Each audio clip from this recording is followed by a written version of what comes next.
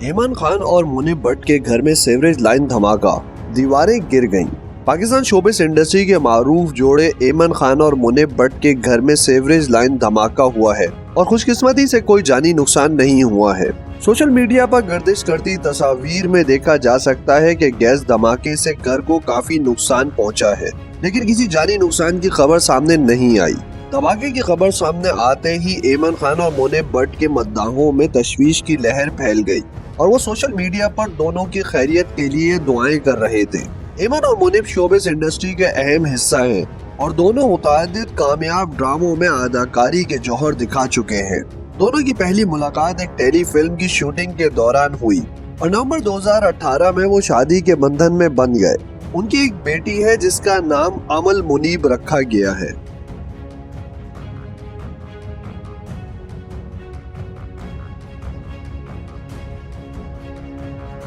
مزید خبریں جاننے کے لیے ہمارے چینل کو سبسکرائب کر لیں۔